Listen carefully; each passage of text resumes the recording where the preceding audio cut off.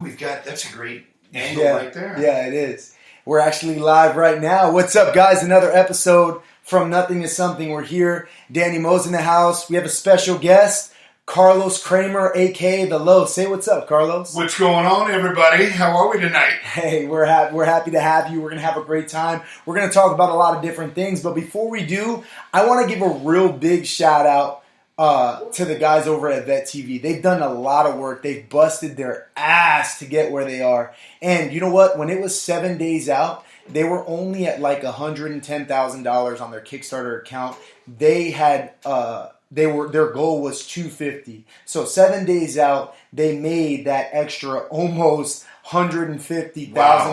And everybody out there, my friends on Facebook, Instagram, everybody who's listening that participated in that and helped out, whether you shared the post or whatever the case may be, thank you so much. You made Vet TV a reality. And those of you fucking bandwagon jumpers that are listening, if you still want to be a part of it, you fucking can. You can log in right now to the Kickstarter account. Go to www.launchveterantv.com, and you can still actually donate and be a part of this. They're still accepting donations right now, and I think they have a limited time t-shirt that they're offering for a $50 donation. They're going to end up selling the t-shirt for $100. It's a badass t-shirt. If you're a veteran, go on there and just check it out if you're interested. If not, then whatever, fuck you. You're going to watch Veteran TV when it becomes a reality anyways. We're here, baby, from nothing to something. We're going to kick it with Carlos Kremer. We're going to kick it with the Los. We're going to talk about life, what's happening now, what happened to them before, and where we're going from here, from nothing to something.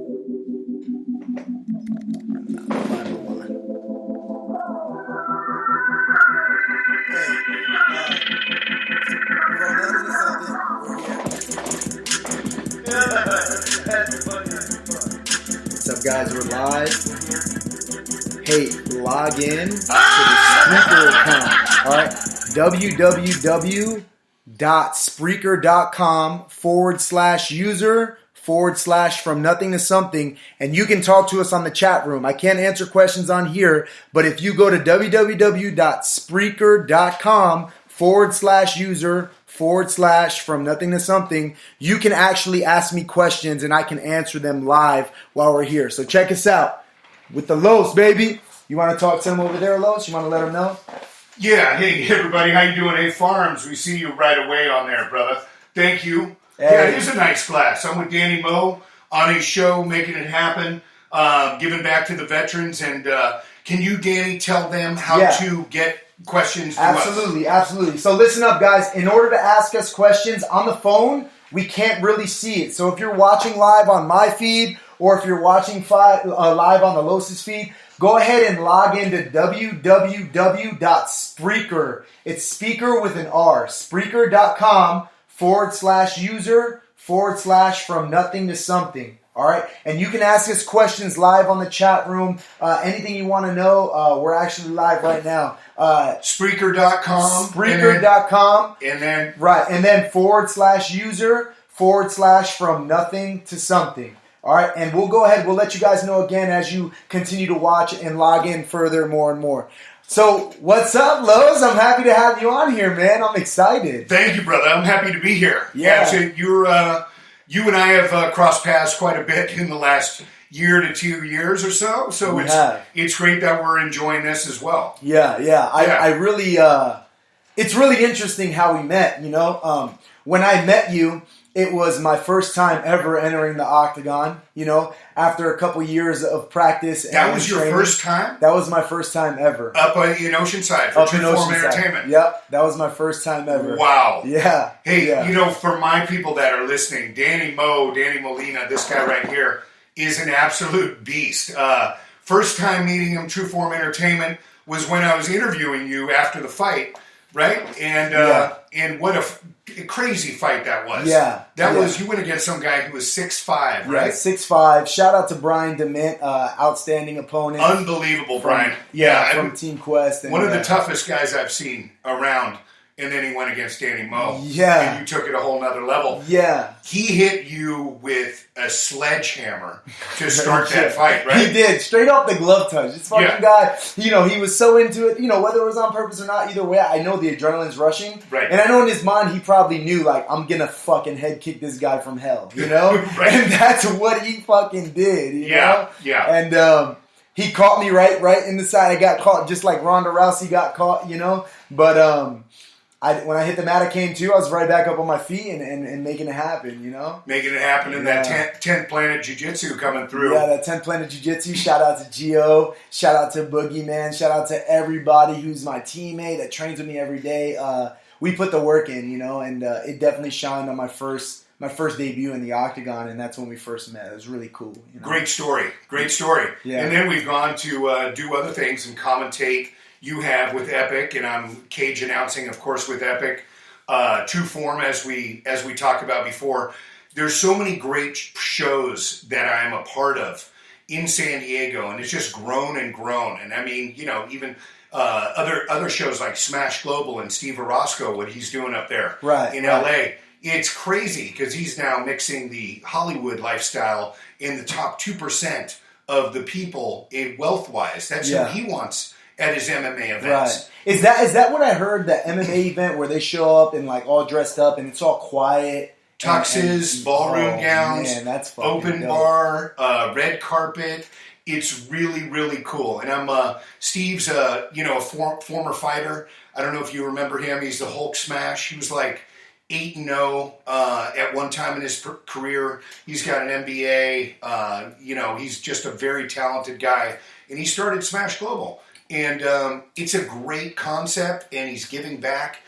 And the key, like last time, was going against an anti-bullying campaign, which is huge, and everybody can relate to. Yeah, right. An anti-bullying campaign. And then, MMA's been big in that, huh? In like the anti-bullying campaign, anti-bullying community. I remember they had that one show on MTV that I watched when I was younger, where they would basically take the bully and put him in the octagon. Bully beatdown. Bully beatdown. Right. Yeah, I remember that. With Mayhem Miller, yeah. who, by the way, I met that guy at a Metamoris, and I honestly thought that he was possibly going to throw on me. Why? He's just a freak show. I don't know if you followed this guy at all. No. He was on 60 Minutes or one of the major newscasts like that, and he was... During the interview, he's like, hold on a minute, and he'd go and he'd like down a shot of whiskey and come back and then take a bong hit. Sounds like my kind of guy. What the fuck's going on? And he'd come back. I mean, the guy just, over the period of like 8 hours, got completely obliterated. Oh, wow. He had a standoff with the police where, it took like, 12 of them to get him out of the house. I'm sure. He's really, I hope he gets his life together because he's a super talented guy. Yeah. But he is Mayhem. He's earned that nickname, Mayhem Miller. Right. He's put work in for that nickname. But you know what? Everybody has their story. Everybody's been through their shit, and if you haven't, then fucking stand by. Then live, baby. You haven't lived. Life will fucking smack you in the face real quick with an addiction or something, huh? Right. Yeah. So I always say before you go there, I always go, my baby and I, Tekka, we're always like, let's watch some celebrity rehab or something just to get in a better mood, Yeah. Feel better about yourself. Exactly. Yeah. But it's kind of funny. But in life, like you said, we've all got our struggles. We all have our demons. And you could, no matter who you are, like some people are self-destructive even. When they start to hit a certain level of success, they're like, what can I do to mess this up now? Right? Yeah. We don't realize how good we have it until it's gone. And that's one thing through life that I've tried to pay attention because I kind of had that problem before, as a challenge to me, not realizing what I had and not making the most of it. And that's what we were talking before, right? Taking advantage of life and its opportunities. Absolutely. One of my favorite quotes is, you have to take advantage of the opportunity of a lifetime during the lifetime of the opportunity. You have a small window to make it happen. Great point. And you hear a lot of things like even in MMA, like you should always stay ready so you don't have to get ready. Sometimes opportunities come up, and if you're not ready, you're going to miss the opportunity for the opportunity. Right. Like time doesn't fucking wait on anybody, so you can't fucking wait around and sit around on your ass and expect things to be handed to you. You got to go out and get it and be ready for anything that comes up. and enjoy it, right? Enjoy the ride that you've got.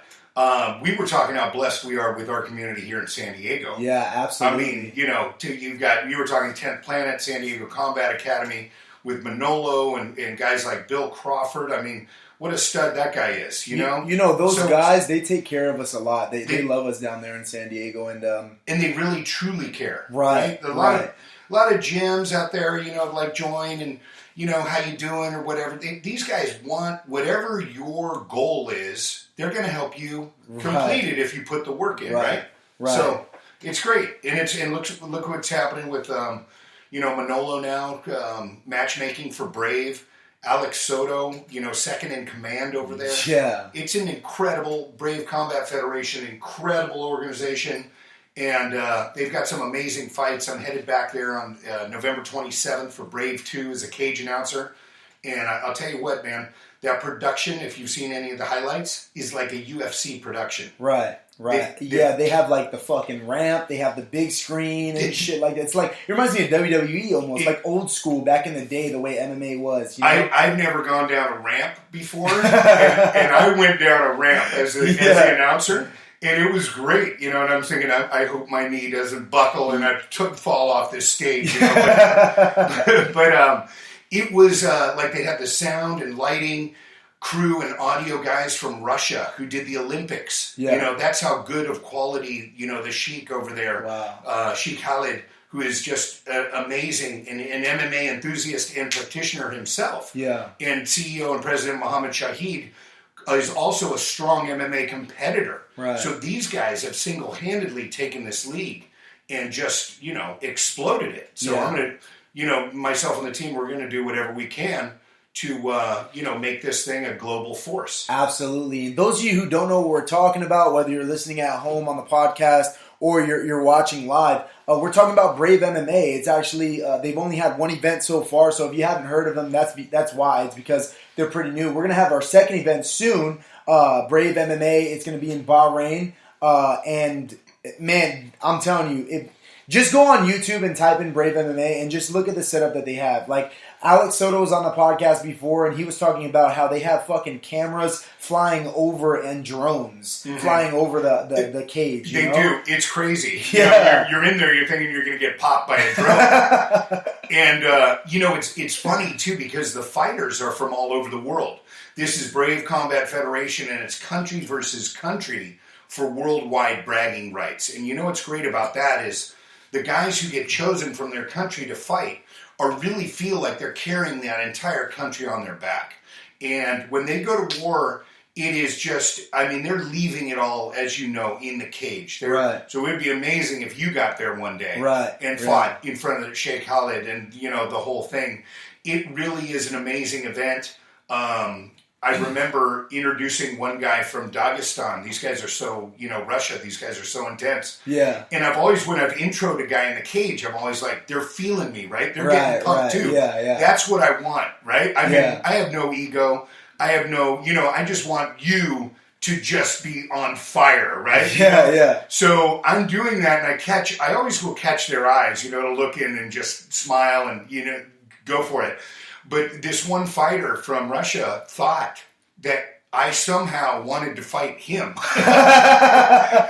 So he's staring me down, and then I'm locked up with him, and we're getting closer and closer. And we actually kind of looked at each other like 6 inches away, 3 inches away. In the cage, I'm going, wait, you've got a guy right across the cage when you're fighting. Don't waste your efforts on me. Come on, you know. You got him amped up and shit. Totally. But I thought it was funny because it's just indicative of how intense these guys are. Is like, you know, they were so ready for battle that even the cage announcer, right. He was going to throw down. What the fuck are you looking at? You're in the cage. What are you looking at, Los? You ready to fucking throw down? Exactly.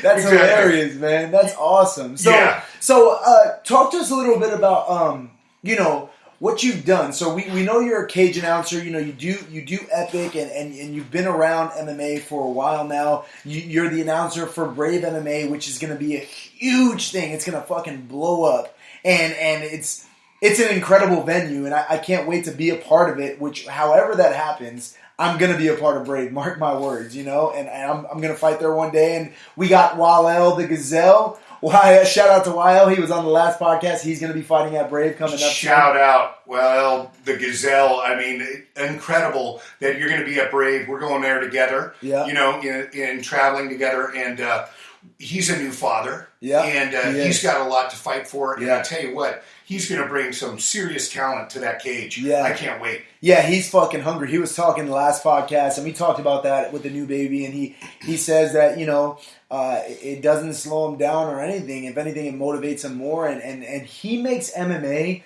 a family thing. And he's not just talking. He wasn't just bullshitting, because I'm at the gym, and I see, his wife is always there with their kid, and she participates in some of the classes. Isn't that great? It's incredible. I love it. And you see from your family and yourself. Yeah, absolutely. And myself too. I brought, the little guy to practice and stuff. And it's so great. I mean, that feeling that people had for so many years of, mixed martial arts or training or whatever in a dark underground place, and it's bad people and whatever the case, right? Yeah. These are some of the nicest, most humble people I've ever had the opportunity to meet in my life. Absolutely. Every guy you've ever rolled with, right? You feel like an immediate bond with, no matter what happens. No matter what, you shake hands, you're like, that was tight. Right, Thank you. You're like, bro, you were seriously strong. Man, you were super fast, and blah, blah, blah. But you don't say that in normal life, do you? No, you don't. You're not in traffic and roll your window down like, bro, you cut me off like a fucking thug. What's up, bro? You know what I mean? Like, that just never happens. Right. It's hilarious. Right. I didn't even think about that, though. Yeah, it's that, that bond that you build, and I love that we're including the kids in that. And it's so important for self-defense. I mean, I'm a big believer in the anti-bullying campaign, as well as women's self-defense. I think that's a big thing in San Diego that we haven't hit, and it's a big thing all over the world, of course. But man, just right here, I'm listening. Keep going. Just right here, we've got so many opportunities to really show everybody the proper methods for self-defense, so we're not a victim in life, right? Right. You never know what could happen. We were talking some crazy stories and things.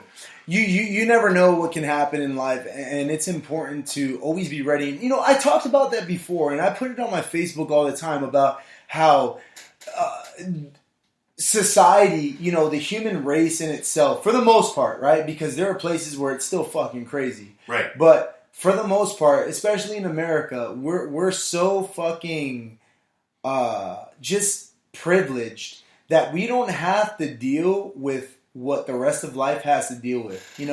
What life is honestly like. We are built to run from fucking tigers and dodge wolves trying to attack us and shit like that. You know what I mean? We're built to constantly be on the run like anything else. You look at a fucking deer, look at a giraffe, right? When they go to the water, they start drinking, and they're drinking the water, and they have to look up, right? When the fuck do you ever have to go to a water fountain and then look at somebody trying to kill you? You fucking don't. And the human race has been so disconnected from that. And the thing is when people die, it's a tragedy because you never really expect it. But the thing is life, with life comes death, and you have to be ready at all times. And training martial arts really, really gets you ready for that. Yeah, really. I agree, and I agree. It's something, that martial arts kind of gives us what the Marine Corps gives you. You really don't get that brotherhood, that feeling of camaraderie, right? Right. But martial arts really does, and I love that the kids. I've got an event coming up February 4th in Riverside. Okay. And it's a pancration league, and it's run by David Bramlett, and it's just an incredible league out there. And these are kids starting at literally, brother, like age 3 and 4 in the cage and going up. And it's so cool to see. They make sure that everybody is, respectful and had total sportsmanship. But that's the new MMA. That's the evolution. Yeah. You're amazing at what you do, but you learned it were you a wrestler in high school? I was a wrestler in high school. I boxed when I was 4 years old. So you were about as MMA as it could be from an early age. I'd like to say that. But now the training is such that the kids are doing everything at like age 5. It's different now. A couple years ago I watched a commercial. I think it was like a tap out commercial of like these young. They were probably like 8 years old, the twin brothers with the mohawk, and they're doing all this. They're doing cage work and they're scrapping and throwing kicks. I'm like, fuck! At age 8, I was like a garbage ass like amateur boxer, all chubby and shit. Just my dad trying to teach me. You were doing this? Yeah, I got thrown in there real young. Wow. I grew up with So how did you get thrown in? That's amazing. Well, that you got thrown into boxing at 5. So here's the deal. A lot of people. Great. Yeah, a lot of people. Check this out, ladies and gentlemen. So this is Danny Molina story live. Yeah. On E Hollywood.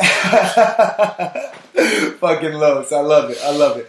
I talk about me a lot, and with my story, when I was young, I grew up with my cousin. His name's Mike Molina, right? And him and I are the same age. So he's my dad's cousin's son. So it was one of those things where he was my second cousin, but we were the same age. We grew up together in the same city, right? Right. And his dad was a really, really good boxer coming up. His dad was really well known. He sparred with some of the best. He was sparring partners with like champions and shit like that. So his dad basically taught us how to box. Great. And my dad's Puerto Rican. I come from a Puerto Rican family where they're all fucking drunks and alcoholics, and they're all fucking crazy. They're hotheads. Yeah, they're all fucking hotheads. Yeah. So what they would do is they would start getting tipsy and shit, right? And they'd start talking shit. They'd be like, hey, I bet my son can beat your son. So they'd start drinking, and then we're probably like 4 or 5 years old, and we just started learning how to throw punches. So they put gloves on us, Vaseline us up, and hey, go after it.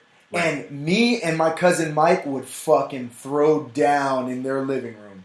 Throw down. Everybody's like, oh, screaming, and we're just fucking screaming. Putting on a show. We're putting on a show at 5 years old, and like we fucking hate each other, like 5 years old, like I don't really know what hate is, but I know that at this moment in time, my cousin is the person that I probably fucking dislike the most, And you're getting applause. Right, yeah. And every punch you land, you're getting the crowd cheering. Yeah, and we're scrapping. And basically, what stopped it, we would scrap until our moms were effective enough to make them stop. So his mom or my mom had like tears in their eyes, like, please stop, for real, stop. And like, it's not like it was abuse. I mean, maybe in today's society it would be considered abuse. Back then though, in the 90s it was like, so great. Whatever, You know what, Danny, that is such a great comment too. It's like back then it was fine, but today it's frowned upon. Yeah, today they probably would have got arrested for sure. Fucking, they would have got the door kicked in by FBI and shit, and fucking, There's just so many things that go on today that people would frown upon. That yesterday, years past, like when I was in college or whatever, it was totally normal. For the time. Yeah, absolutely, 100%. And I mean, that's basically how I got started. My cousin ended up moving. My cousin Mike Molina and his parents, Dave and Denise, they ended up moving to Pennsylvania, and my cousin ended up going to Philadelphia every day and training in Philadelphia under some of the best boxers in the world. My cousin competed in Golden Gloves. My cousin was an outstanding boxer. When he went away, my boxing coach kind of went away too.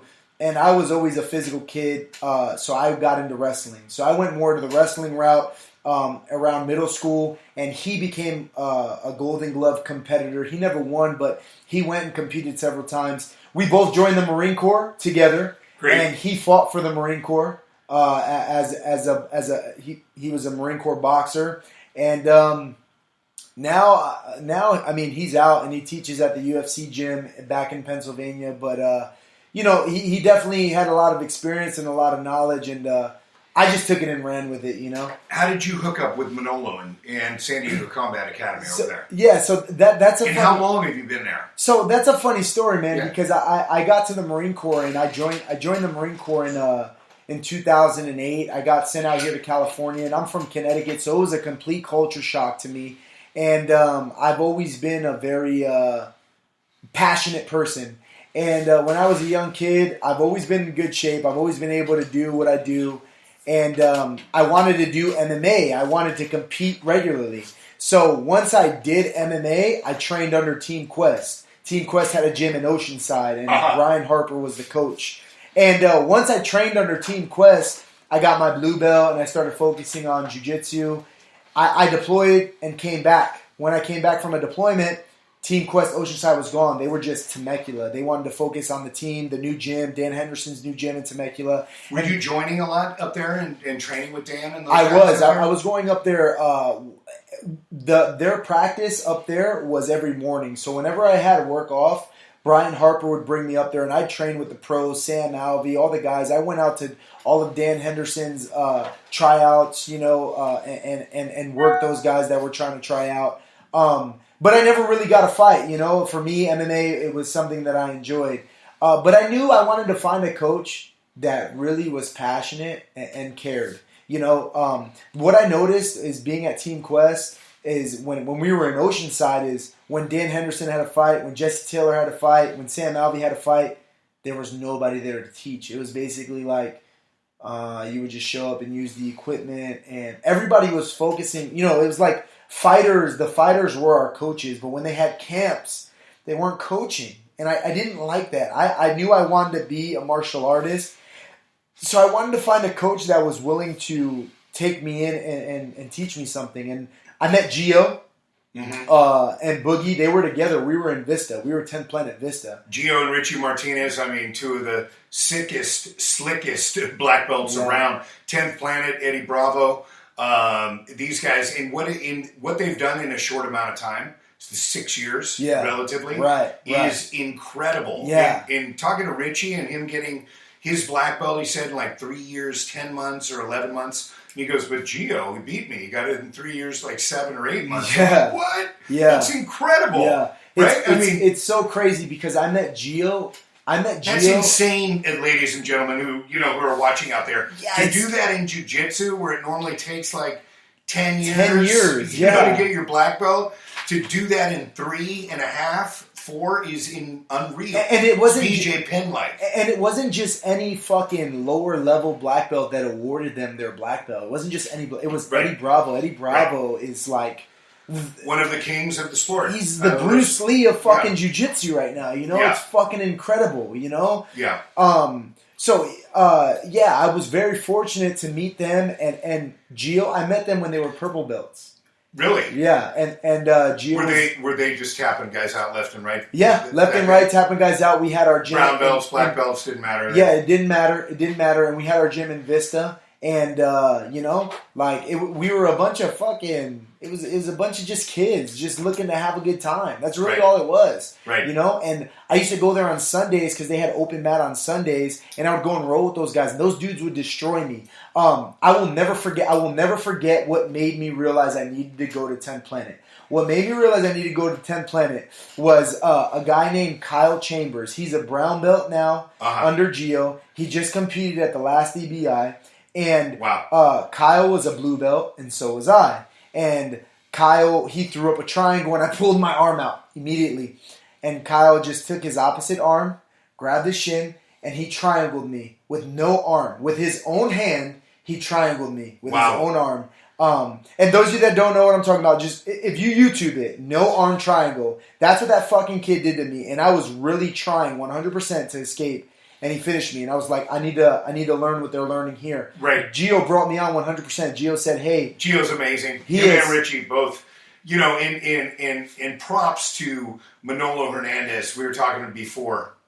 Come on. This man is not only a great friend to so many, but the guy's an absolute genius in MMA. Yeah. Like we were talking earlier, I do a lot of announcing in the cage and cage announcing and commentating, whatever. But I have never heard a better coach yelling from the side on what to do in advance. And if his fighter's listening, his fighter's going to win. And he loves it. And he loves it. There's been times where I was gassed. And I look over and Manolo's like a real fucking smile on his face. Let me tell you something. When you're exhausted, you can tell real from fake immediately. It's a real smile on his face. Keep going. And I wasn't gassed anymore. You know what? Yeah, we're going to keep putting this work. Coach is in the corner. He's happy. Fuck it. I'm not tired, and it's incredible, and I met Gio. I started training with Gio, and I wanted to do MMA. And Gio introduced me to Manolo, and it was history from there. And big props to not only our guys over there at San Diego Combat Academy, but like guys like War Rhino, Shane Crutchet. He's got a big World Series of Fighting fight on December 30th. Yep, I also had him on the podcast, and we talked about his fight. Yep. I mean, Liz Carmouche. I mean, what she just did at Madison Square Garden. First fight in Madison Square Garden. She just made history again. And we're going to set something up. When she gets back home, we're going to set something up to have her on the podcast. Have you had Lima on the podcast yet? We're going to do Lima on Saturday. Okay, right now I got Lima scheduled on Saturday for her Bellator fight coming up. And you talk about someone to watch, right? Yeah, someone to watch. She's a definitely monster. making things happen. Absolutely. And such a great gal, too. And she was fucking 180 pounds when she started or some shit like that. Wow. A lot of people don't know that. She was 180 180 pound girl, and now she's one of the top fighters from Bellator. She's not 180 pounds anymore. She fights at 135. Right. Yeah, and she's just destroying. 135. She's destroying all of her opponents. Yeah, it's a when you really care about your people, when you have the right coaches, the right people that really want to help your career, like we said, wherever you want to go, they're going to help you go. If you want to just come a day or two a week and try to get in better shape, that's great. But if you want to set your sights on becoming a champion, you know what? They're going to help you do that too. Absolutely. And you know what? Those of you listening at home, I want you to understand, like, all this kind of built me up to creating this whole podcast. The podcast is, from nothing to something, FNTS. And the whole theme is, everybody who's something started from nothing. Right. And this stemmed from the people that I've met in my life, from the Marine Corps to martial arts to everybody that I've met. I realized that all of these people that were important or famous or big fighters or just, I've met successful people. They started from nothing. Nothing. And they met so much adversity, and they overcame that fucking adversity. It didn't stop them, didn't slow them down. They figured out, you know what, this is my path, and nothing's going to get in my fucking way. And I realized that, and I started living my life like that. I started doing things to chase my dream. I took my first fight, and I still consider myself as nothing, but I know that I have faith that eventually I'm going to go somewhere. And I started this because I want to inspire all of you at home. You watching over there, you listening on the podcast right now on Spreaker.com or my Facebook, and you listening on my Facebook right now. I wanted to inspire you to realize all these fucking people that are somewhere that you look up to, they honestly started exactly where you were gonna fucking start from. And if you're sitting there and you hate your shit job and you're doing something you don't like, you have a goal or a dream or a passion or a hobby, fucking chase it. There's no need for a plan B because it takes away from fucking plan A. And that's what this whole thing is about. And that's why I wanted to have the Los on, is because I know the Los came from the same background as me, and I know he's very successful. I met him my first time in the Octagon, the first time I decided to chase my dream. And I just wanted to know his story and where he started, so Los, outside of the Octagon, with your experience with that, what else have you done? What else have you accomplished? I know you joined the Marine Corps. Talk to me a little bit about that. You went to college. Where'd you get your degree in? And then what made you go to the Marine Corps? I've always had a strong passion for communication. And anything involving, I thought I was going to be a weatherman when I was growing up. I just, had a strong passion for it. Yeah, I was going to be a newscaster, a weatherman. I like kind of getting in front of people. I used to act growing up. Okay. So I kind of knew, just in plays and things like that. So I knew I kind of liked the stage a little bit. And I went to UC Davis, and I was a communications major. And, I thought, great, this is great. I'm going to go after my dream. But then I thought, after I was graduating college, I'm like, I don't want to sit behind a desk. Right. I don't want to do that 9 to 5 in a suit thing. That just wasn't for me. So I had always, known I'd wanted to be a Marine, had family friends that were Marines, and they were good role models for me. So that's where I came from. I just wanted to do that. I went in the Corps. I did my 5 years in the Marine Corps, was a captain. finished as a series commander at MCRD. Oh, nice. Yeah, and I had a blast. But, again, I knew and I felt that life had more for me. There was more of a calling. I love the guys who do 20 years in the Corps, 30 years, whatever you do. Fucking motivators. Exactly. That's great. God bless you. And I just was happy to do my time. I could have easily, re-enlisted and gone from there, but I just wanted to follow my passion, and that was communications. So I've, interned at news stations. I've, done things on my own. I started with MMA about 12 years ago in Ventura, interviewing guys like Big Country, Roy Nelson. Oh, no shit? Yeah, things like that. And that was kind of my break. And then getting in more involved in radio and things of that nature. And that's how that started too. I've had to, in college I had my own show on KDVS, and it was Chalk Talk with Carlos Kremer. Yeah. And it was just, like you're doing. It's just you love to, have guests, get to know people. Everybody has a different story. Yeah. And, you go from there. I started doing insurance when I was 30. Okay. And I was like, you know what? My life cannot be just doing insurance. I love all my family and my clients and everybody else, but there was more to me.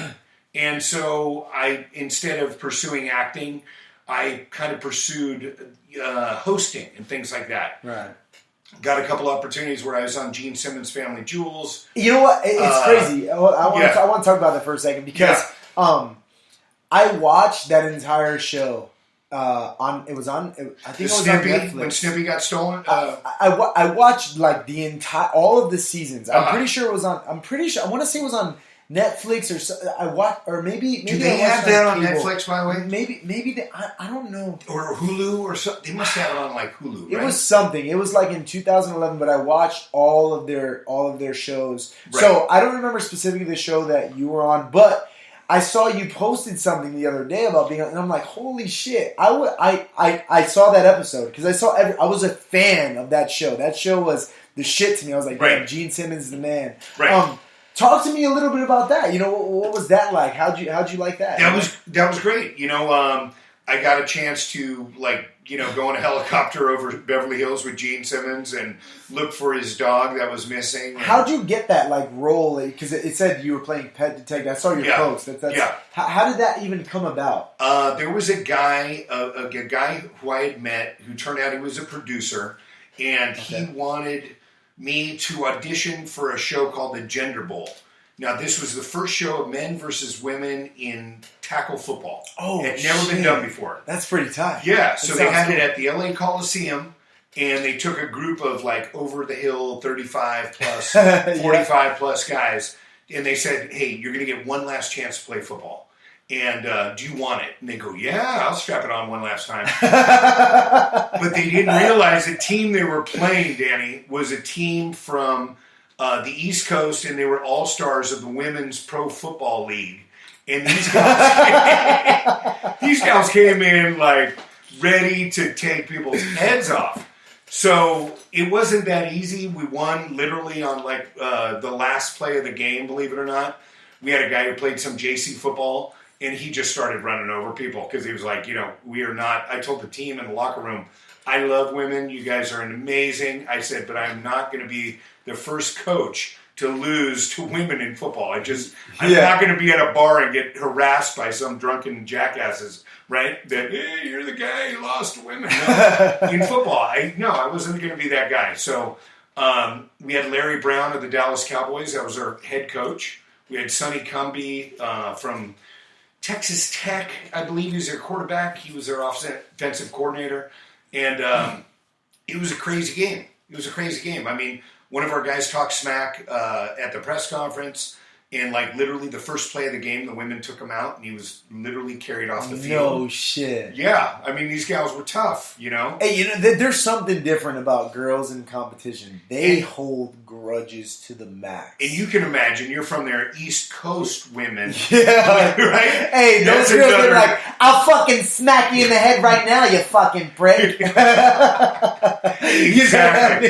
Exactly. Those bitches don't fuck around, boy. You better weren't fucking watch playing. out. Hey, fucking. They weren't playing.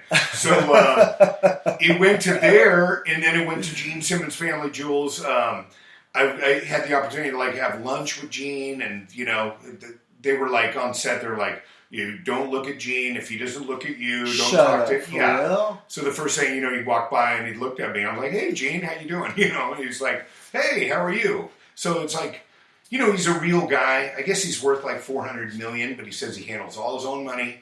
He's like, if he doesn't recognize you as a celebrity, he says, "I'll say, I'm sorry, I don't remember who you are." I'm like, "But Gene, isn't it easier to just say, oh yeah, how you doing?" No, he's like, I'm totally honest with everybody, and that's the way I roll. So he was a really cool dude. I got to give the dog back to him before a live Kiss concert, which was crazy. And then enjoy the show. I remember that episode. Do you remember that? Yeah, it was that's premiere of season 3 or 4. Right. That's the same episode where his son showed up at the concert with his friend. Yes. And then, Heavy friend. Yeah, I remember that episode. Yeah, I'm at the gate. Holy and I'm like, shit. Kremer Animal Rescue, and they're at the gate. Who are you? And I ran past the security at the gate. I was like, I got to get in, you know, all on the show. I took off and got it.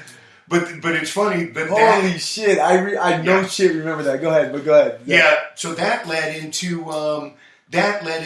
American Choppers. Okay. Where I was a life coach then. Yeah. To help Mikey, who is like 350 pounds, lose weight. Yeah. So I come in there and I'm like, you know, you did with like the drill instructor shit and all that. Yeah. Totally.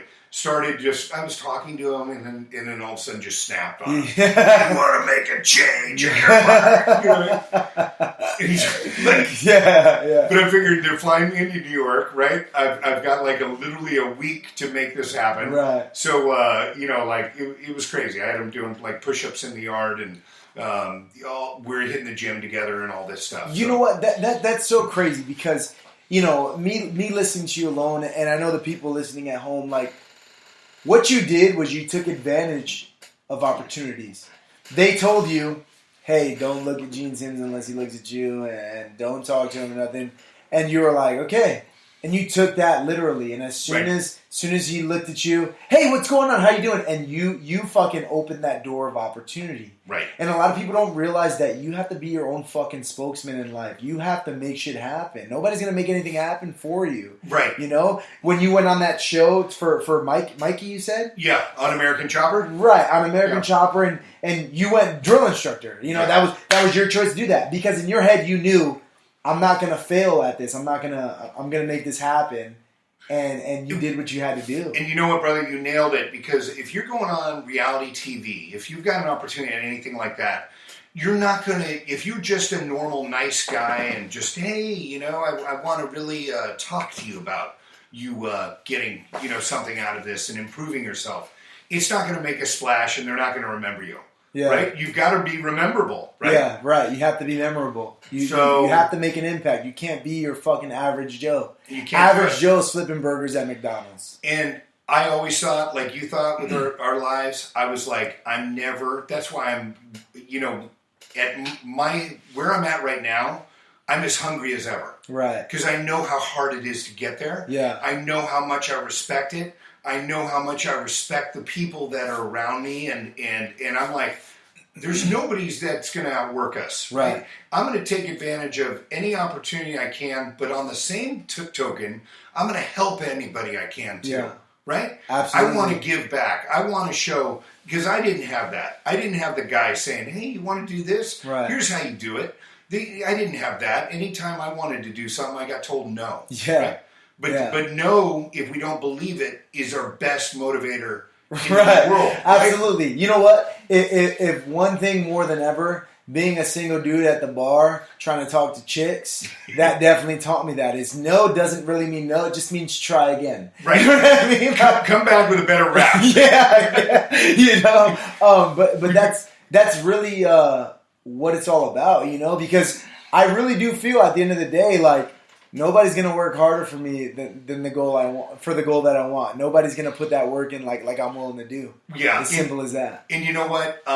In being appreciative to the people that recommend you to places like Manolo, Right. for Brave, for me, Yeah. it touched my heart more than he will ever know. And I haven't even shared with him how much that meant that he believed in me. Yeah. And I'll tell you what, because he believed in me, I was after that show. I was on my back on this concrete in Bahrain, just exhausted, right? Yeah. Because I'd given 150%. You know what I mean? Yeah. And I just didn't want to let Manolo down. And you know what? That's that drill instructor in you. That's what it was. You know what I mean? That was like being on the depot. I got a lot of friends that went to the depot, and they talk about shit like that. They're like, when the recruits go away, bro, I'm fucking dying. But then I just hit the corner, and I fucking I throw up real quick, and then I come back out, bitch, get on your facts, and like they're just on it, and that's incredible to hear that you did all that. So you were on your back, and I was on my back. I've had 17 surgeries. Oh shit! I didn't know I'm that. just eight on my right knee, 3 on my left. I need a new hip. I need a new shoulder. Fuck. Yeah. And you do jujitsu. I know. It's like the worst sport for my condition. Well, you know what? Not for your soul. Yes. It's the best sport for your soul. Exactly. My gal goes, you know what? You can't do it for, your health, for your life. You're not going to be in a wheelchair. And I'm like, it gives you something you can't even explain.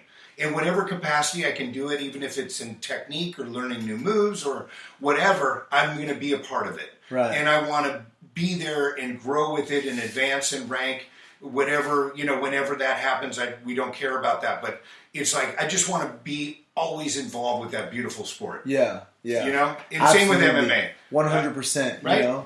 Like what you're doing. You're involved because of your love for it.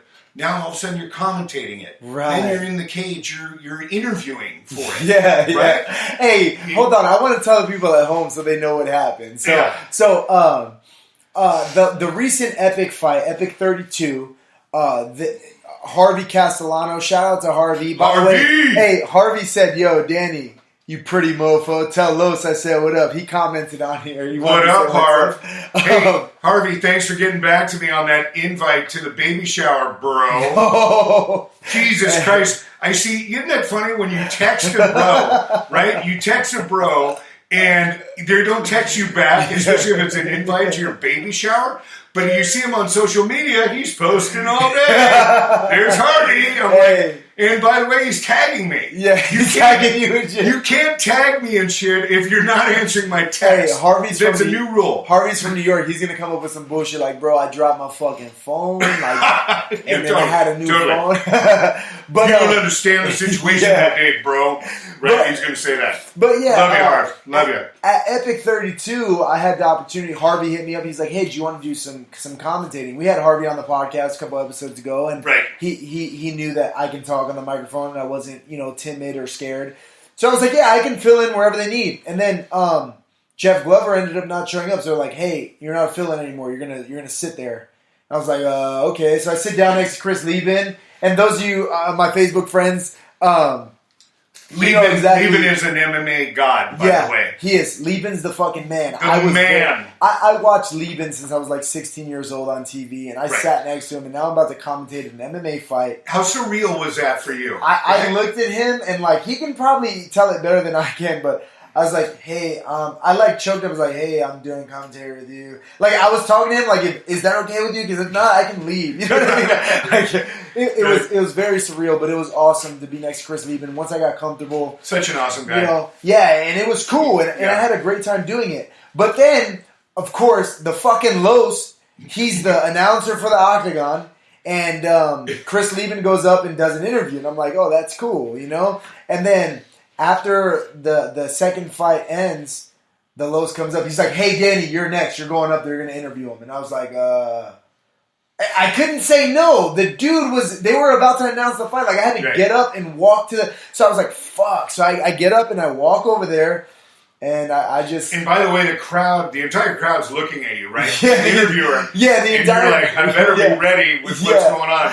And by the way, for the Danny Moe peeps out there, you nailed it. You nailed it. You were smooth. You were great. And you know what? We knew you'd be great. Yeah. That's why you were up there. Right. It's because I knew you'd nail it. Yeah, fuck it, right? We just get out there and do it. Never did it before. Where we're gonna get out there and fucking wing it. And I had a great time, and I look forward to definitely doing it again wherever that opportunity presents itself. But as a top tier fighter and a quality mixed martial artist, you know what questions to ask, right? It's not like we're inventing anything. That's true. You were a true student of the game. That's true. And you're going to be able to talk about it. Yeah, and I was paying attention. I was like, I noticed little things like, and I was asking the fighters in the interview, like, hey, when he's a grappler, right, or he's a jiu-jitsu artist, and when he came out and he wasn't going for the takedown and you went for the takedown, did that surprise you in your game plan? Like, these are legit questions that I was thinking. I'm like, oh, shit, all right. Right. The mind of a fighter is the best one to be interviewing right there. It's crazy. It's crazy to think about and crazy to hear. But yeah, we had a great time doing that, So you ended up, you went to college, you got your degree in communications. And then you went and you did some internship in I went in the Marine Corps. I did my 5 years there. Well, before the Marine Corps, you said that you had done some internship and like you thought you wanted to be a weatherman and things like that. And then you were like, you know what, this isn't for me. So you joined the Marine Corps. Right. And you ended up being a captain in the Marine Corps. You went to the drill field and then you did your 5 years. From there, you got out and you knew you had a bigger calling. So you chased that dream, Chased that dream. You chased it. But I chased that dream, but knew I wanted to pay the bills in the meantime. Right. So I wanted to find something that had a residual income that was paid to it. If you do real estate, if you do mortgage, if you do some of these other sales positions, you're going to get paid once. I knew if you do insurance, through, my dad being an insurance guy in his life, you get paid every time your clients renew their policy. So that's where I thought, you know what, start building the base with a business like that and get that, and then that's going to allow you to, on the side, go after your dream again. Right. And this has always been my dream. It doesn't matter whether it's radio, cage announcing, commentating, any of that. That's what we're talking about. That's what my dream always has been, and every day we're making it come true.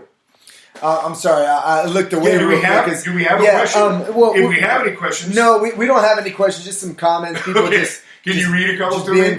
Just being friendly. One comment though. It's actually from my brother. He's honestly. Shout out to my brother, man. What's up, Marcelino Molina? If you guys don't follow him on Facebook and shit like that, make sure you do it. All right, he's a cool dude. He's probably one of the biggest fans of the podcast, and he's a huge supporter of me. I'm a huge supporter of him. He's my older brother, and just like any brother, relationship, when we were young, we fucking hated each other, but we faced adversity together, and I'm my brother's biggest fan, and he's my biggest fan, and he's my fucking best friend. And I know it's the way to go. Him. Yeah. Hey, I look forward to meeting you, bro. For sure. Really do. Hey, my brother said the American Choppers. That's my shit. I remember that show. LOL. So you remember the American Choppers? Yeah, that's awesome. But awesome. Other than that, it's just a bunch of love. Shout out to everybody that's watching right now. Everybody that did tune in. He said, hold on. He said, yeah, like New Year's Eve, Dick. Can't take no for an answer. Oh, damn. Oh, my brother brought up a fucked up story. Oh, did he? You want to hear it? Or, of course. Let's see. Wait, maybe we have more comments than I thought. Is there a way to look at this shit? Shout out to Doug McGill. He said, no doubt, shout out to the infantry, LOL. Yes. Doug McGill, Doug McGill, the Thrill McGill. Yeah. Way to go, baby. Hey, Doug, I hope you heard that. The Los just gave you a nickname, the Thrill McGill, 100%. Doug McGill he was one of my former students. I'm an instructor at the academy. I don't know if you know that. I'm an instructor at Sergeant's Course. So a lot of these guys watching are like former students of mine and stuff like that. Great, yeah, awesome. Yeah. So McGill, he said, shout out to the infantrymen. Justin Jimenez said baller. He's probably talking about you because I'm definitely not a baller. You know what I mean? Rocky Ferdine, Molina, get back to Sergeant's Course and get back to work. That's awesome. Hey, Gunnar Ferdine, hey, I appreciate you commenting that. We love you, man. We love you. Let's see, what else? What other comments do we have on here? So did you know Lieutenant Colonel Joel Hoffman, who ran the mixed martial arts over there. We went to MCRD. Have you gone to MCRD to their mixed martial arts academy over there? Is pretty sick. It had Dean Lister did a seminar out there, covered it, and which, by the way, if you guys have ever heard of Dean or know of Dean, this is the godfather right here. Yeah. I mean, he is just pretty much an unsubmittable man. And you don't say that much, right, Danny? Right. You don't. It's unbelievable and just an incredible guy, but one of the top grapplers of all time. And he was giving a seminar to the Marines. I was there, and I actually covered it for the military press, which I'm a part of right now, that we need to talk about, brother. Yeah. I'm a writer reporter for the military press. Oh, no shit. Yeah, so if we ever have some big things, some big stories we're doing, we can make that happen and give, show the Marine Corps some love and all of our military some love. Absolutely. If you guys ever want to do some work and come out to the academy and talk to the Marines at the time, we can set that up. That would be great. 100%. That would be great. We have some other things to talk about as well. Yeah, because we go way back with absolutely a lot of different things. But I think we were talking to Danny in life. Just don't listen to the no's. Try to just do what you need to do and be happy. Because everybody has a different level of happiness, right? Yeah. So it doesn't matter what you want to be. It's just if you want it, go for it. Right. And that's what it comes down to. When you really get to the nitty and the gritty, it's all about what you want out of life, because it's your life and you only get one. And look, I talk shit, right? Like I say, like, oh, the average Joe is working at Walmart, the average Joe is working at McDonald's. Like, I'm not bashing those jobs or anything like that. Right. If that's what you do and you like comfortability and you're happy where you are, by all means, we need you. You know what I mean? Like I need my damn burger when I'm hungry. Exactly. I mean, seriously. There's nothing wrong with that at all. But what I'm getting at is if you're doing that fucking job and you hate it and you have a dream and a passion, then what the fuck are you doing? Yeah. You have one fucking life. And honestly, my goal with this is for people to be like, when I make it big and people are like, bro, listen to his podcast, listen from the beginning when he was nothing. He was nobody. Raw tapes. Cut. Unedited. Yeah, the beginning of the shit. And this guy really believes in chasing the dream and chasing the goal and making it happen. And that's what this is all about, And just, you know what? There's a sense of fulfillment that you get from this that, other people say it's art, it's dancing, whatever people are into.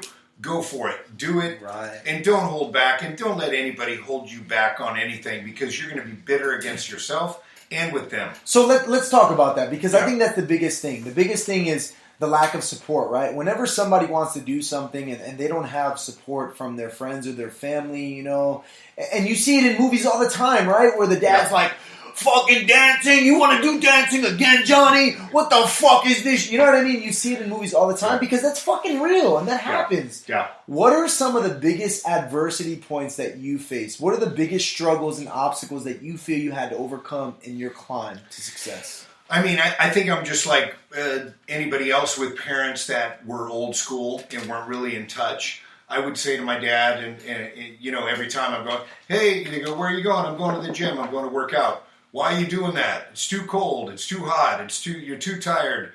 There is no support, Danny, to get to that next level. Right. We didn't have the guidance. Maybe you did a little more with some key friends, but I certainly didn't in that way of somebody who could relate to me that was older, that really looked out for me. So that was my biggest adversity, was really myself. Yeah. Because I was also a little, back in the day, a little self-destructive in that when I'd get to a certain accomplishment of something, I would just be, looking and thinking I wasn't worthy of that, right? So, that attitude of I don't give an F, that only works for so long. Yeah. And I had something when I was young. I used to live kind of a lifestyle like we were up for anything, right? Right. So in my mind, I never thought I'd live till I was 30. Yeah. That was just something I would even tell friends, it doesn't really matter. I won't live till I'm 30. Right. And I was dead honest, serious with them. Yeah. then you get to 30, and you're You're what a like, complete shit, what jackass I happened? was, you know. And now, you know, Like, well, that came quickly. yeah, that came quickly and ended all right that I'm alive. But you know, it's just like, you know, you live to that, and then you realize, man, you know, life is so precious, as we know. Where are you from originally? Northridge, San Fernando Valley. Okay, so you're from San Fernando Valley. Yeah. Okay. So well, go ahead. Good. Life is so precious, as we know. I'm sorry. No. It just, and that's why now, you know, we were relating, having the right lady. You know, I have Tekka in my life, who is just an incredible angel on my shoulder. Right. Now it's not about that anymore. Like we were talking, it's about like, are you the best man that you can be? Are Right. you the best father that you can be? Are you someone that's a role model? And you know, I'm going to check those boxes because I want to be better every day. And especially when you get to my age, you're either getting better in life or you're getting worse. How old are you right now? Like 36? 50. 50. But you know what I mean? And thank you for that. Hey, I'll slide in that 20 after the show for that. Hey, those of you listening, look him up. He does not look fucking 50. Fuck Thank that. you. Hey, that one picture that you got, and it's not that I stalked you or anything, but I stalked you. Hey, when you're like fucking flexing and shit with your shirt on, I'm like, damn, look at the lows. That's great. More muscles than me and shit. That's great.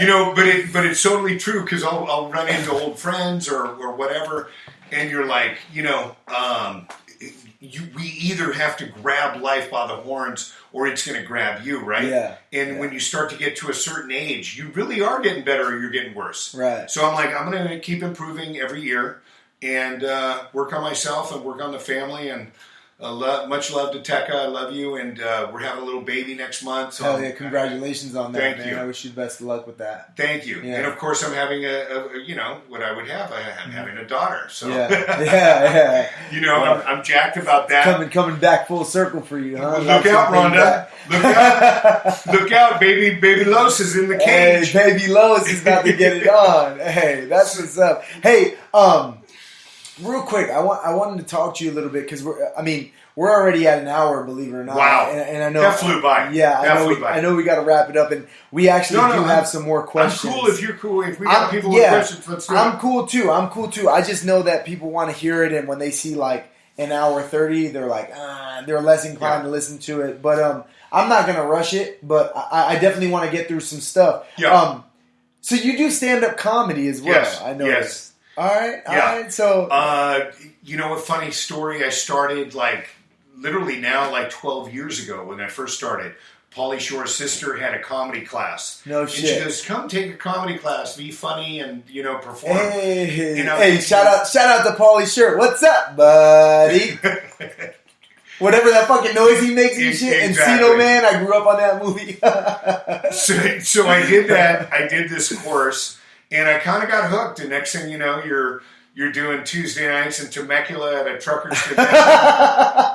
You know, you're performing to half sold out crowds all over the nation. Yeah. No, it was really fun, and there's nothing like the adrenaline rush of doing comedy. Yeah. It's really has to be comparable to a one-on-one fight. No shit. Because there's no one there to save you. Yeah, there's no one there to save you. It's your actions alone. I didn't even think about it. Yeah, like that. bro. I mean, you're either the man or you're not. And the crowd makes a pretty quick decision on that. Yeah. They turn on you or they like you, huh? Yeah. So anyway, you know, have done that, and I need to get back a little bit. I took a little time off because of the announcing that I'm doing with 4 or 5 different solid, quality, amazing leagues. I want to give a shout out to Storm Kimonos too, because I'm they're the voice of Storm Kimonos as well as their media ambassador. Oh, nice. And Storm Kimonos, literally to put me on, Dean Thompson and that crew. I'm the only non-black belt that they allowed into the family. Shit. They've got Braulio Estima, Roberto Cyborg, Felipe Pena. They've got the world's best martial art jiu-jitsu guys. And it's an honor to be there. But again, that's only because I was open to the opportunity and helping out. Yeah. And I want to be, somebody that looks after me like Dean Thompson of Storm.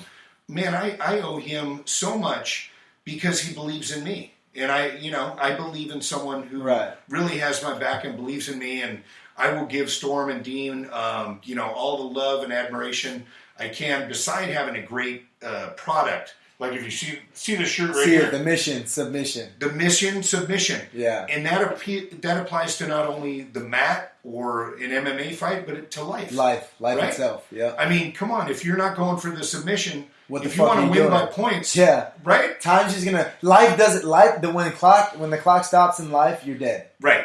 And Danny, what happens if you're not going for the knockout? Hey, if you're not going for the finish. If you're not going for the finish, you leave it to the judges and you risk losing. Yes. Yeah. Exactly. 100%. Exactly. And I'm so glad that you and I hooked up, because I'll tell you what, I didn't know that was your first fight, first of all. I probably did then, but it didn't register with me because I didn't know you. You know, like I know now. Right. But I saw something in you in the cage that there's not a lot of folks with what you have. I appreciate that. And I'm giving you a shout out to all your bros out there and all your peeps that are following you.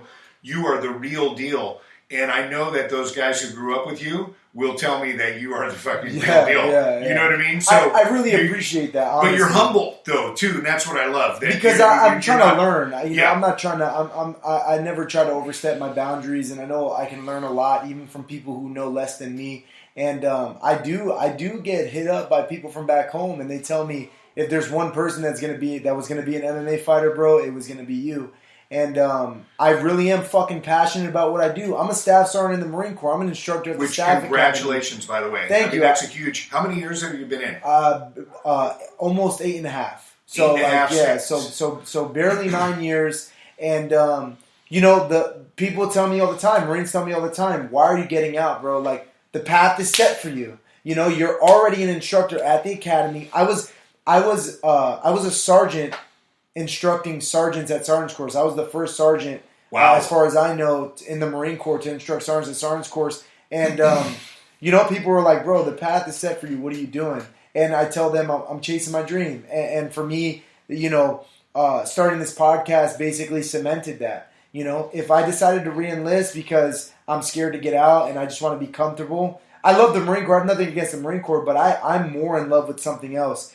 And I started this podcast, and if I would re-enlist, I have to stop doing this podcast because I'm full of shit. And I don't believe in that. I believe in practicing what you preach, and I have to go after that goal. I really do, and I'm passionate about fighting. I might make it to a big show and get fucking knocked out, but I'm not going to stop until I have to, and I'm going to continue to chase that dream. I appreciate that shout-out, and I try to stay humble. I continue to learn and just try to be real with everybody, And you're, how old are you? I'm 26. That's perfect age. I mean, that's perfect age. You've got so much left, and so much potential that we haven't even tapped. Yeah. So I can't wait. Are you fighting at Epic 33? I'm fighting at Epic 33. Let's make that announcement to everybody. Yeah. I know you probably have on your last shows, but I'll tell you what, man, if you want to come to Epic 33, it's on a very special night for me. It's on February 3rd, and that happens to be my birthday. Oh, no shit. So I'm going to be on fire in that cage. I'll tell you what. But introducing you to the crowd is going to be a crowning moment that we're going to remember forever, because you are going to absolutely come in there with the fire and the passion that you have for this, you have for life. You've got everything.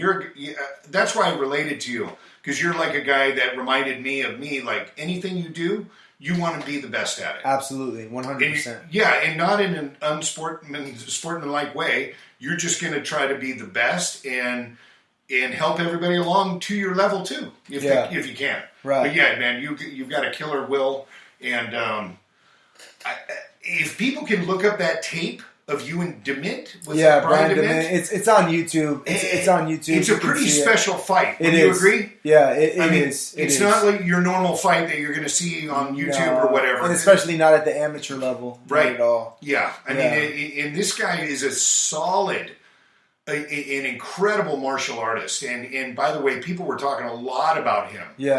Coming in. Right. I mean, 6'5", athletic, powerful, the whole bit. Yeah. And to see you come out the victor in that fight, especially after that kick to begin with, was incredible. Right. I think 2 to 5% of people would have been out by that kick. Right. Totally. Yeah. Yeah. It was devastating. Yeah. So look it up, peeps. You're going to love this video. Yeah, if you look it up, guys, if you're curious, it's you can look it up, just Danny Molina versus Brian DeMint, True Forum Entertainment. If you go to YouTube. And I'm announcing it. And you're announcing I'm it. announcing it. Yeah. And the great thing is I'm announcing it with Joe Daddy Stevenson. Yeah. Who, this guy, you remember Joe Daddy, everybody, if you're in MMA. He's on his quest for 50 career victories. Right. He's at like 36 or 7 right now. And he just went against, at True Form, Gabriel Miglioli, who's a good buddy of mine from 9 Days, and Eduardo Tellis and that incredible crew over there. And Gabriel Miglioli is one of the bad to the bone Brazilians. Crazy jiu-jitsu game, great stand-up. And Joe Stevenson and him had an absolute war. Right. So it was fun. It's fun to commentate with Joe too. Yeah. It was interesting, and it's funny because people always ask me like, "Hey, do you have any videos?" And I'm like, "Yeah, I have this fight," and and they watch it, and mostly Marines in my platoon, and they'll watch it. They're like, "Oh shit, like you fight for real?" And I'm like, "Yeah, I'm leaving my rank as a staff sergeant." Where I can sit back and collect a paycheck now. Right. If I wanted to, which I would never do, but essentially I can, and because I have a dream and a goal, and this is what I want to do. And what is your goal? What is your dream? If you put it on where do you see yourself in 5 years? In 5 years, I see myself a top competitor in the UFC. I don't know if I'll be a welterweight champion or a lightweight champion, but I'm going to drop that far down. I'm going to be 170, 155. That's where I'm looking to fight when I do go pro. In 5 years, 100%. That's my goal. In 5 years to be in the UFC, but not just be an undercard fighter. I want to be a high-ranking fighter in the UFC. Overall, my goal is to make a name for myself. My goal is to be an impact on the sport, be an impact on fans, and be able to open up my own gym and start a 10 Planet Freaks in the East Coast somewhere, because there is 10 Planet on the East Coast, but I know that San Diego and Oceanside, we just opened up a second San Diego spot. We're known as the 10 Planet Freaks. Right. There's 10 Planet Academy. And then there's 10 Planet Freaks, where that's Gio and Boogie's squad. And when it's coming from Gio and Boogie, it's coming from Eddie Bravo. Right. And that means it's the real 10th Planet, right? So you'd open that up in East Coast. Absolutely. Yeah. I'm looking to, in 5 years, I see myself as a UFC competitor, big name, and opening up a school somewhere on the East Coast, being the first 10 Planet Freaks school away from San Diego, and just building a monster squad around me, a team, coaches, fighters, just my own fucking monopoly of people who are hungry and willing to do whatever it takes for the W. And you know what? That's a great statement, because I really think in life, I said this for Brave. I was like, in life you can either be the hammer or you can be the nail. Brave Combat Federation, be the hammer. I heard that. Right? I watched that, yeah. Right? But it's true. It's like, if you're tired, if you're the victim and you're tired of it, don't be the victim anymore. If you want a different path in life, go for it. No one's paying your bills. No one's saying, "Hey, you're short on rent. Let me help you out." No, None of those guys. It doesn't happen in life. And a lot of people are hangers-on, and they're there when you're successful, and they'll be there when you have a bottle at your table at a club. Yeah. But are they real friends? Yeah, exactly. You know what I mean? Do they really have your back? People want to be there for the celebration, but who's there for the build-up? Yes. Who's there for the dedication? Who's there to support you? Yeah. Who's there? At the end of the day, I relate MMA to life, right? And I look at things like who's really there for the build-up.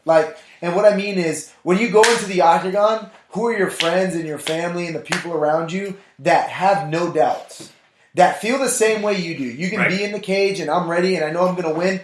Who the fuck is there like, he's going to whoop this dude's ass? And who's there like, I don't know, this dude looked kind of fucking big. Right. Because those people are the same ones that are fucking doubting you. But they're going to want to be there to celebrate when you win, when you come home with that W. And I've learned, the bigger you get, the more exposure you get, the more haters you're going to get. Yeah. And you've got to be able to turn it off And I had a hard time with that, right? But now, like on social media, I won't even go at it with somebody, because if they're disrespectful or whatever, I'll just block them, delete them. Bye. Yeah. I don't need it in my life. But unfortunately, that's kind of what drives us to succeed too. Yeah. Right? You want to prove the haters wrong. Exactly. So it's a good thing as well. And I just think, man, we've got some incredible opportunities here, and. You got to be following Danny Molina, everybody. Danny Mo. I appreciate that. Yeah, I mean, really, nothing but shout outs to you and what you're doing in this life and making the most of it, brother. Thank you. Thank you. And before we wrap it up, I'm going to go, because we have some questions on here, so I'm going to scroll through real quick. First thing is going to be, let me see what we got here. Hey, Russ Edwards said, "What's up to us?" What's up, big Russ? Are you kidding me? Russ you talk about a beast right there. Yeah, he's a monster. I've had him on the podcast as well. Yes, you know what? We were just talking today, and I was sharing with him that I was going to be on. He's like, "Yeah, Danny told me that." Yeah, Russ is one powerful man, an incredible MMA fighter, jiu-jitsu black belt, and you talk about pressure on top, Danny. Russ Edwards. Oh yeah, will make you not want to breathe. You can't breathe. I can't fucking regard on Russ at all. When he passes the guard, regarding is impossible. It's done. He has to pass guard at 5 seconds, and that's the only way I'm gonna survive. You know what I mean? Like right. If you pass guard at 5 seconds, I'm good. He said, ask Carlos when he's gonna come train with me. Did you promise me you were gonna go train with him or what? Yes, I love it, and I've had the opportunity to train with Russ on many occasion, and he's an incredible coach. An incredible teacher, and Russ, it's going to be soon. It's going to be absolutely as soon as possible. And what a beast he was. He's got, I think, a hip injury right now. He was deadlifting like 600 pounds or something. I saw crazy. That video that he had up, yeah, and he fucking just had a nasty. It looked good, and then he dropped the weight and he limped away, and oof. I mean, more weight than an average human being could even dream of trying to put up. So. Yeah. Big props to you, Russ. Love you, brother. We love you, Russ. Hey, shout out to my boy Mark Hoopinger. So Mark Hoopinger is his real name, but everybody knows him as Hoop, right? So he's one of our guys from 10 Planet San Diego, and he supported me since day one. What's up, Mark? How you doing, brother? You know, Mark saw what I was capable of, and he told me when I was living in Oceanside, he was like, "Hey, I live right by the gym." He lives right around the corner. And I lived with him for months, and that dude fucking let me stay. And he owns his house. He let me stay in his house. He's like, "Hey, do your camp here, live here, do whatever." That dude is like my fucking brother, like 100%. He supported me, and I'm never gonna forget everything he did for me. So shout out to Mark Hoop. We love you, bro. I can't wait to train with you again. I know you're a little sick right now, so hopefully you get better, and I can see you on the mats and tap you out soon. Shout out to everybody that logged in. Fuck. We even had Joey Beltran joining in. Did we really? Yeah, Joey Beltran joined in and watched us for a little bit. The Mexicutioner. Yeah, the Mexicutioner. I love Joey. How you doing, brother? Dope. You know what? Joey is a huge force in the MMA community and has been for a long, long time.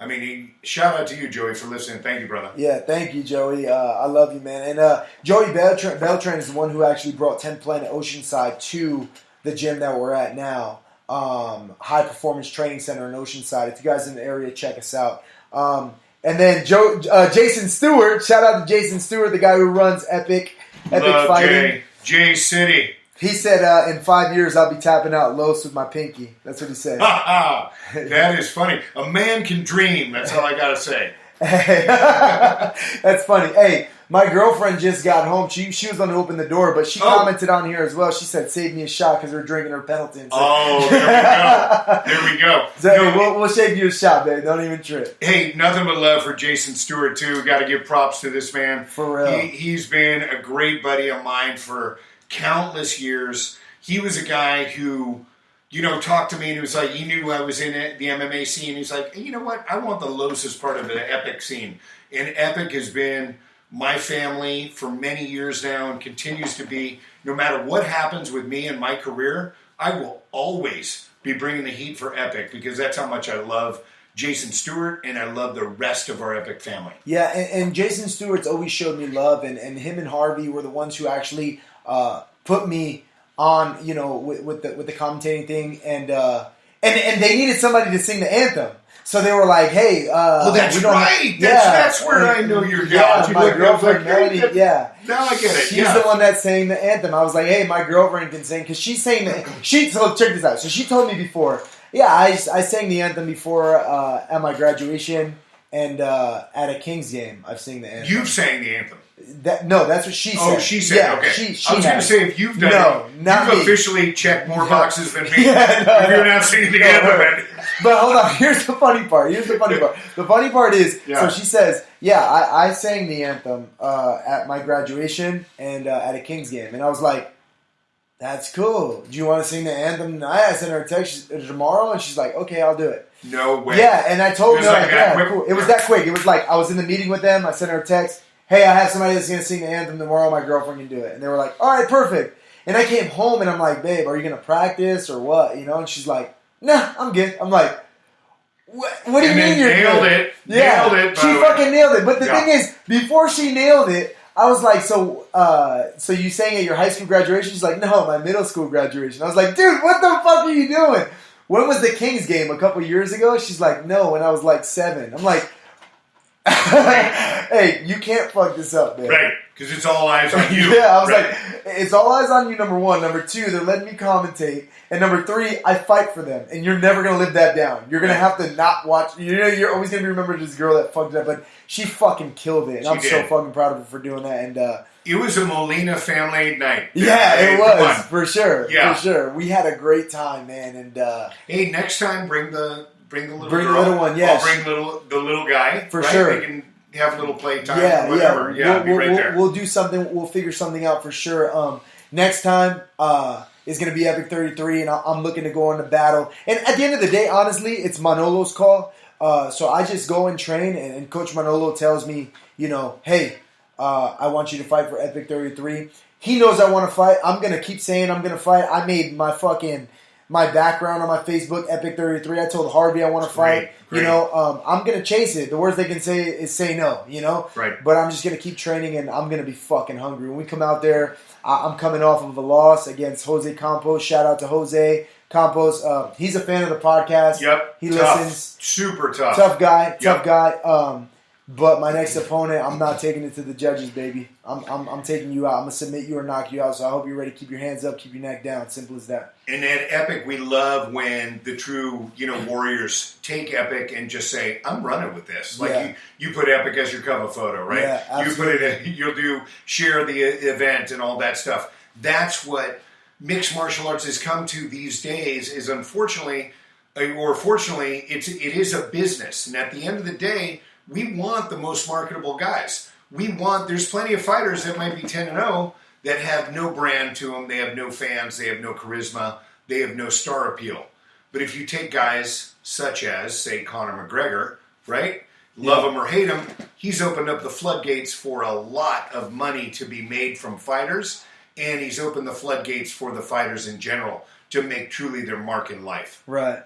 And, it's something interesting. And we gave a shout out to Jason Stewart earlier, but again, I want to give him another shout out because when I did make that my cover photo, he gave me 2 free tickets to this new movie, Bleed awesome. for This. Yes. Awesome fucking movie. Vinny Penzienza story, right? Vinny Penzienza's story, incredible story. Me and my girl went, we watched that movie. It's definitely one of my top fighting movies. With fighting movies, I'm always weird about that because I'm like, is this fighting scene really that good? But just the whole aura behind what happened, how he came back from that neck injury, it's incredible. Guys, go ahead and watch that movie. Again, Bleed for This. It's an awesome movie. One of the best fighting movies I've seen in a long time. I'm not just saying that I'm saying it because it's the real deal.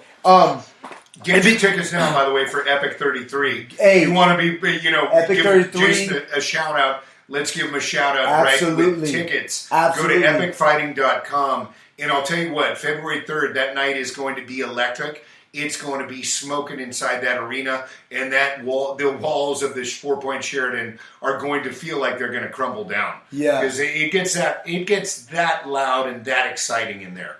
Epic 33, February 3rd. It does. Epic 33, February 3rd. Get your tickets. Go online now. If you're going to be in the San Diego area, it's 4-Point Sheraton off of Arrow Drive. as far as I'm concerned, I'm fucking scrapping in there. But as far as I'm concerned, I'm scrapping in every fight coming up from fucking tomorrow all the way up until February 3rd. You guys know I don't give a fuck. I don't back down from anybody, any fight. I don't care. Coach Manolo's the one who makes that fucking call. I tell him I'm ready to fight. He calls me. He says, let's do it. And we fucking do it.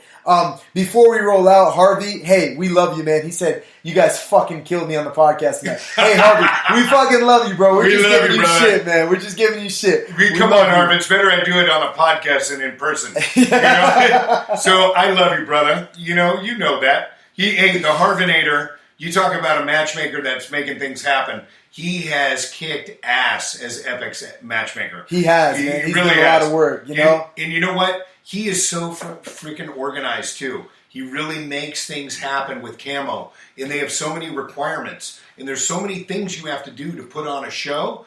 Harvey has made everything smooth. So it's been amazing. The team of him and Jason Stewart and myself and guys like you are what Epic makes such quality fights and such a great event. It's awesome, and we appreciate you being there, for being the announcer, and Harvey for putting the fights together, and Jason for making the whole thing happen. Guys just want to live their dream, and you guys afford us the opportunity, and live it and own it, right? I mean, absolutely. Come on. Be the true godfathers, or the true, guys who want to lead the way, want more opportunities for those along the way than they ever had. Yeah. And capitalizing on everything is the only way that's going to make me happy, right? It's going to give me satisfaction. Absolutely. And guys like you are doing it, and Harvey's seeing it, and Jason's seeing it, Chris Lieben is seeing it. And by the way, shout out to Stewart Estates. For your real estate needs, go to stewartestates.com. Stewartestates.com, baby. Check it out. If you want to own a house in the San Diego area, that's the website you need to check out. Hit them up and let them know, hey, I'm looking to buy a house. And I mean, with the new election, the real estate market, it could go down, and now's the time to buy in San Diego for sure. There's some great opportunities, and if you need insurance, that's what I do, Kremer Insurance. Absolutely. We're here for you. You can Google, me or the company, whatever you want, but we're someone who you can work with and you can trust. Everyone needs insurance, whether it's home, auto, life, business, whatever.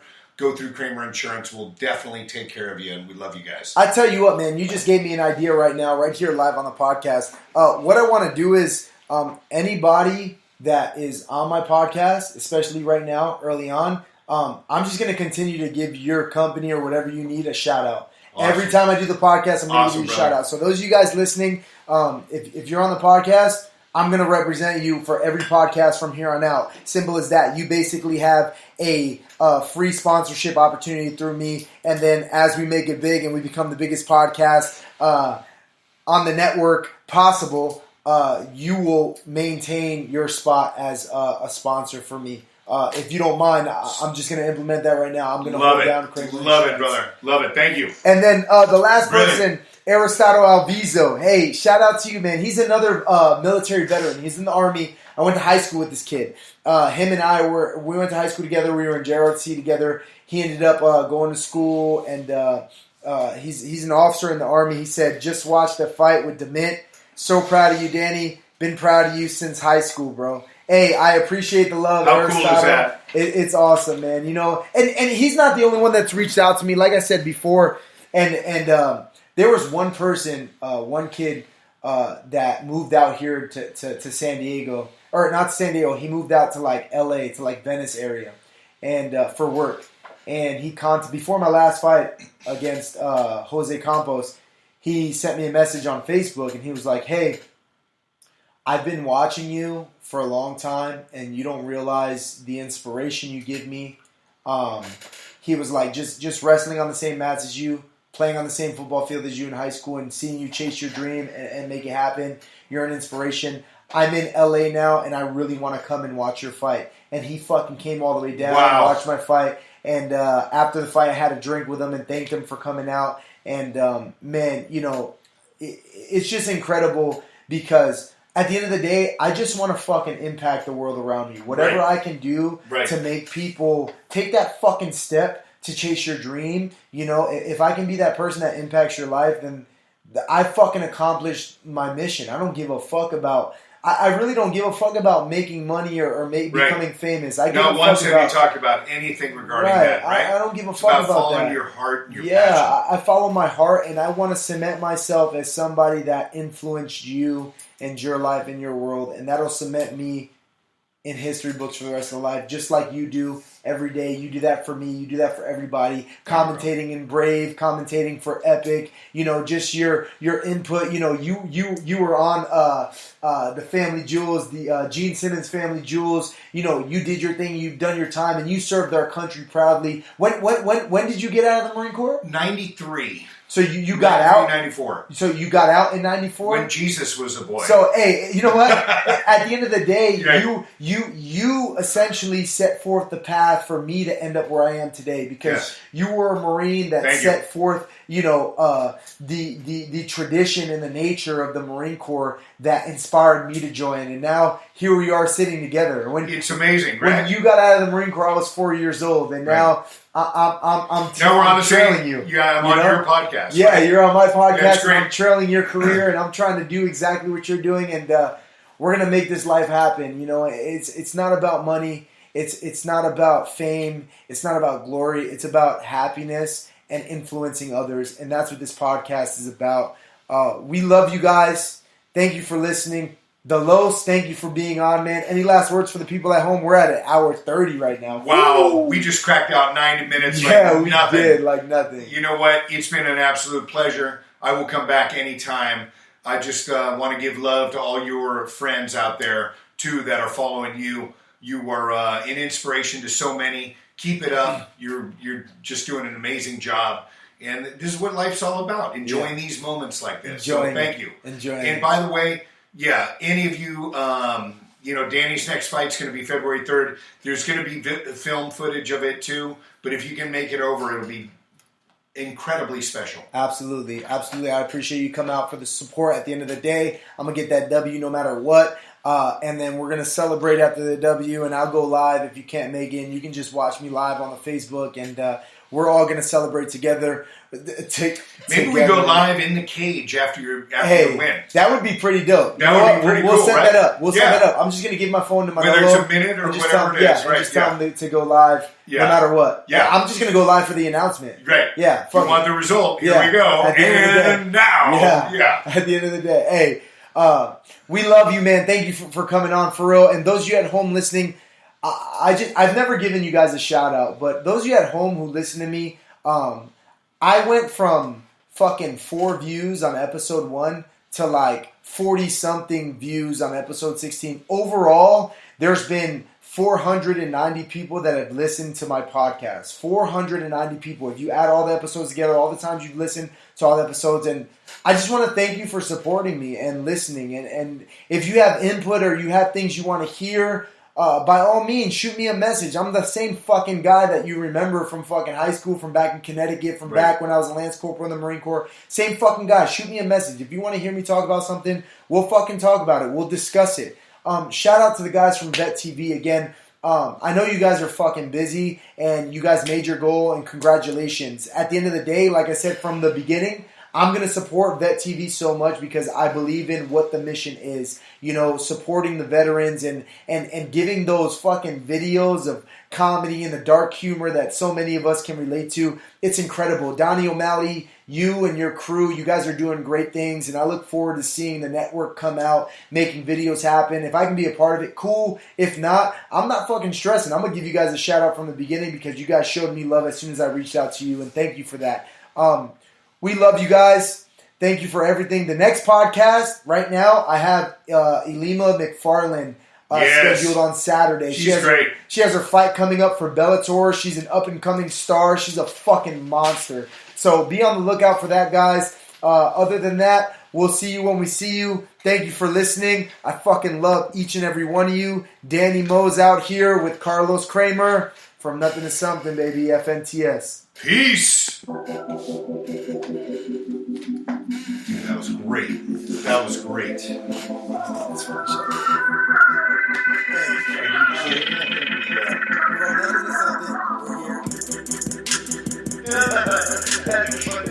shit.